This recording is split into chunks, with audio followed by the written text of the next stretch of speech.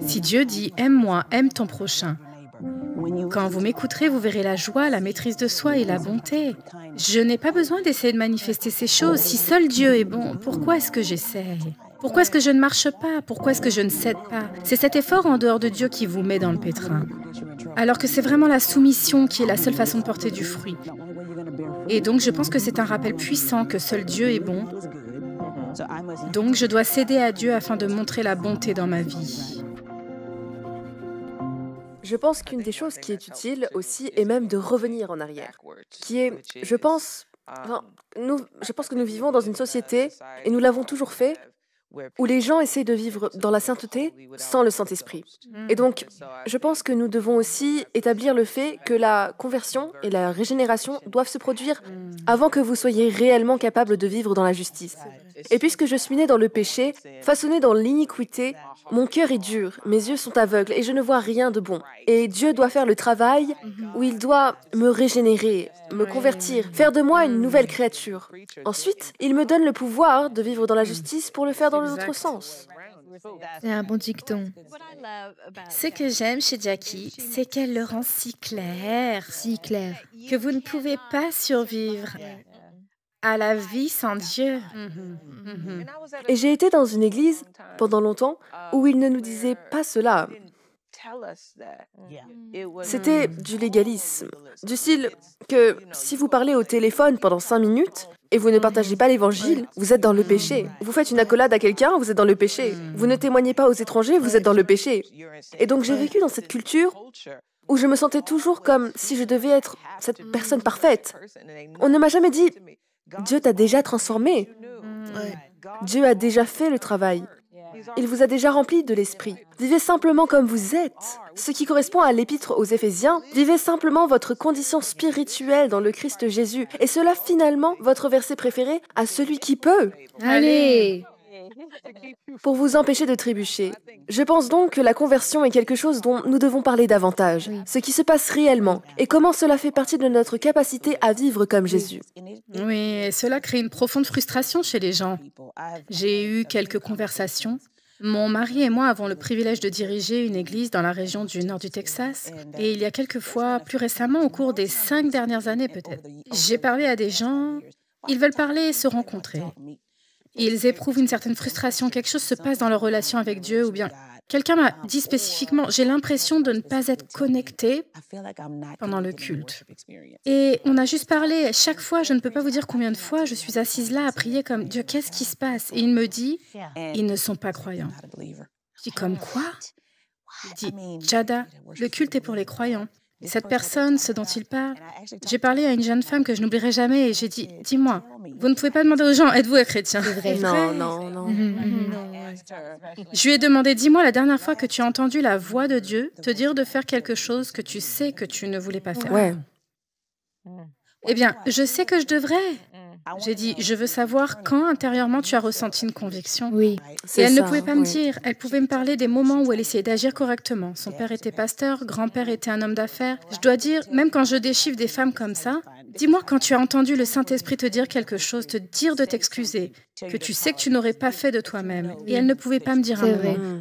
Dis-moi quand tu as appris à connaître le Seigneur. Eh bien, j'étais en camp de jeunes, vous savez, elle m'a donné tous ces trucs. J'étais comme, oh mon Dieu, ça m'a brisé le cœur parce que le Seigneur m'a dit, tu dois lui présenter l'Évangile. J'étais comme, elle est l'enfant d'un pasteur de 5e génération. Elle devrait Elle savoir était- elle ne exactement me qui je connaît suis. pas. Oui. Elle sait à propos de moi. Ah, c'est tout de moi, mais pas moi, ouais.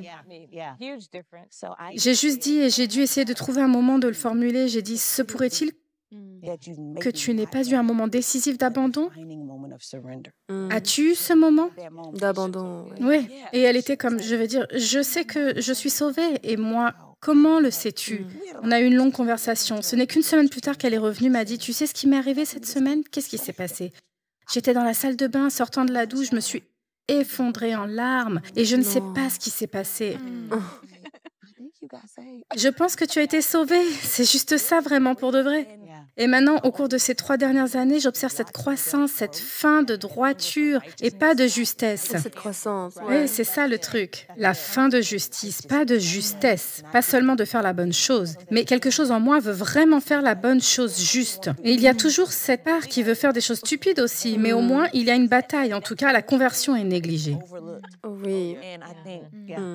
Et je pense que la C'est pandémie a sûr, exposé l'Église. Nous avions des présences, des rassemblements, des gens qui étaient baptisés, mais qui n'avaient pas changé. Pas de disciples, Ils oui. n'étaient pas croyants et puis ils ne savaient pas comment gérer cette période où vrai, ils oui. ne venaient pas chaque semaine. Parce qu'ils n'avaient pas d'esprit de guide, pas de faim pour la parole de Dieu. Cette chose de conversion, je pense que c'est l'une des choses les plus négligées dans cette manière de faire l'Église basée sur la grâce. Nous partons simplement du principe que tout le monde connaît l'Évangile et l'a accepté, et maintenant nous partons du même côté et nous ne le faisons pas. J'ai récemment lu un article dans un journal historique qui parlait de la façon dont les plus grands changements, si vous, sans enlever Jésus du tableau, évidemment, c'est le plus grand changement historique, chrétien et non chrétien, mais il disait qu'à part l'incarnation, le plus grand changement dans l'humanité était la presse à imprimer, car elle nous a ouvert à toutes ces informations.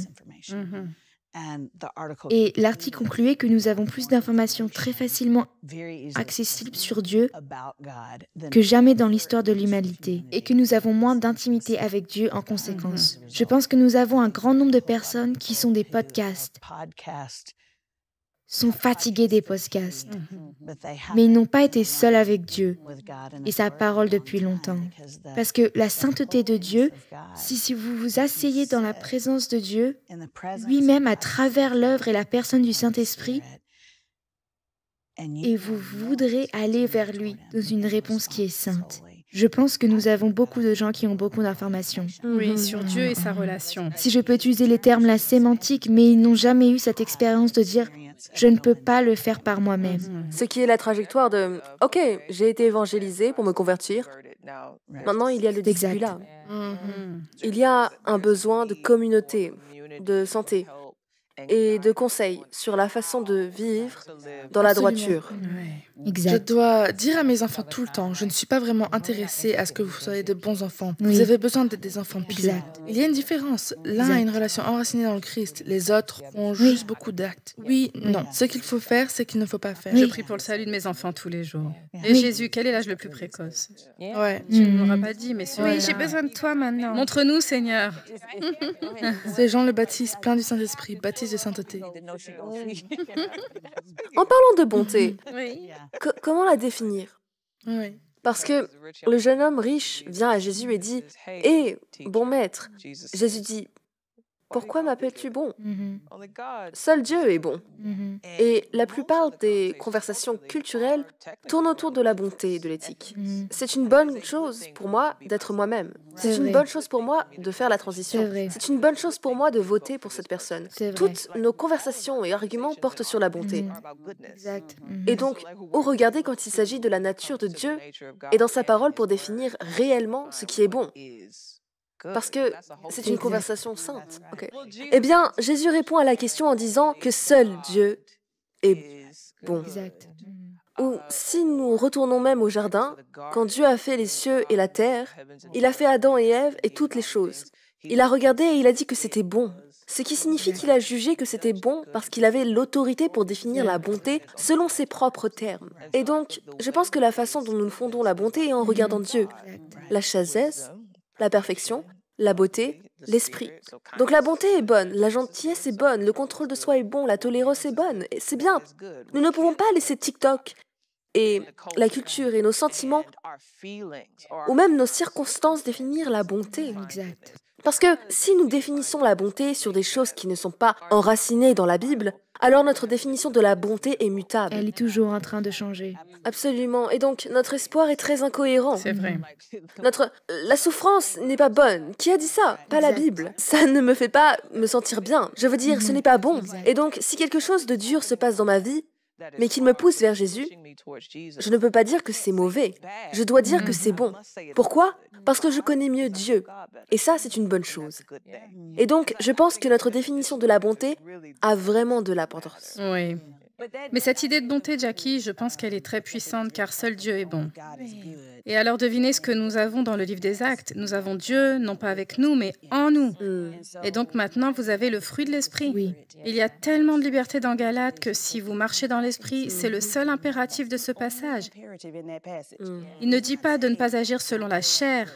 Ne soyez pas immoraux, ne faites pas ceci. Il ne dit même pas soyez aimants, soyez joyeux, soyez bons. Il dit seulement marchez. Si vous marchez dans l'esprit, vous ne pouvez pas marcher dans deux directions. Et si vous marchez dans l'esprit, la preuve en est le fruit porte. Et c'est un seul fruit. Ce ne sont pas des pommes, des pêches, des raisins. C'est vrai. C'est une pomme qui est ronde et rouge et croquante et juteuse. Juste une chose. C'est comme ça que nous savons que nous marchons dans l'esprit. Alors, je me sens libre. Je n'ai pas besoin d'essayer d'être joyeuse. Si je passe vraiment une journée pourrie, si je m'abandonne à l'esprit, il va me dire quoi faire, quoi dire. Et c'est là que la droiture entre en jeu. Parce que maintenant, je n'essaie pas d'invoquer la bonté. Si Dieu qui dit « aime-moi, aime ton prochain », quand vous m'écouterez, vous verrez la joie, la maîtrise de soi et la bonté. Je n'ai pas besoin d'essayer de manifester ces choses si seul Dieu est bon. Pourquoi est-ce que j'essaye? Pourquoi est-ce que je ne marche pas? Pourquoi est-ce que je ne cède pas? C'est cet effort en dehors de Dieu qui vous met dans le pétrin. Quand c'est vraiment la soumission qui est seulement la seule façon de porter du fruit. Et donc, je pense que c'est un rappel puissant que seul Dieu est bon. Je dois donc m'incliner devant Dieu afin de manifester la bonté dans ma vie. Et tout ce que je qualifie de bon doit être confirmé par Dieu. Il faut que je l'aime, que j'aime mon prochain. Si ça ne fait pas l'une de ces choses, alors ça ne peut pas l'être bon. Et nous sommes son ouvrage, Absolument. créé dans le Christ Jésus pour de bonnes œuvres. Exact. Et donc, c'est notre identité, c'est notre appel. Et c'est par la puissance du Saint-Esprit que nous sommes capables de faire de bonnes choses. Mais je dois ajouter que la beauté est qu'à la fin de la journée, même si toutes les bonnes choses que nous avons faites, elles ne seront pas vaines. Oui. Nous nous tiendrons devant le bon Dieu Wow. et nous serons récompensés. Et puis, on se dit, mais merci, mais gloire à Dieu pour toi, parce que les choses que j'ai faites sont sorties de toi. Et donc, tout ça, c'est juste bon. Et C'est tout tout sur au sujet de lui. lui. Shalom, j'espère que vous avez aimé cette vidéo. Abonnez-vous pour ne pas rater nos programmes. Merci de faire partie de notre famille TBN. Que Dieu vous bénisse. Shalom de Jérusalem.